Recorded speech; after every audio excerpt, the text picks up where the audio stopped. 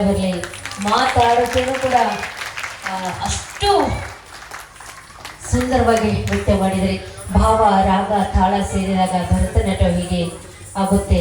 ನಮ್ಮ ಭಾರತ ಸಂಸ್ಕೃತಿಯಲ್ಲಿ ಶಾಸ್ತ್ರೀಯ ನೃತ್ಯದಲ್ಲಿ ಇದು ಒಂದಾಗಿರುವಂಥ ನಮ್ಮ ಭರತನಾಟ್ಯ. ದಯವಿಟ್ಟು ವೇದಿಕೆ ಮೇಲೆ ಸದಸ್ಯರು ಆಗಮಿಸಬೇಕು. ಸಾಂಸ್ಕೃತಿಕ ಉಪಸಮಿತಿಯ ಸದಸ್ಯರೆಲ್ಲರೂ ವೇದಿಕೆಗೆ ಆಗಮಿಸಿ ಗೌರವನ ಪ್ರಶಸ್ತಿ ಪತ್ರವನ್ನು ನೀಡಿ ಗೌರವಿಸಬೇಕು. ಆದ್ಮೇಲೆ ನಾಟ್ಯ ಮಯೂರಿ ಪ್ರಶಸ್ತಿ ಪಡ್ಕೊಂಡಿರುವಂಥ ಕಲಾವಿದೆ ನಮ್ಮ ದರ್ಶಿನಿ ಮಂಜುನಾಥ್ ಅವರು ಅವರ ಶಿಷ್ಯಂದರಿಗೆ ಜೊತೆಗೆ ನೃತ್ಯವನ್ನ ಮಾಡುವುದು ನೋಡಿ. ಸ್ವರ್ಗಲೋಕದಿಂದ ಭೂಲೋಕ ರಂಬೆ ಉರುಸಿ ಉನ್ನತಮ ಎಷ್ಟು ಜನ ಬಂದಿದ್ದಾರೆ ಇಲ್ಲಿ.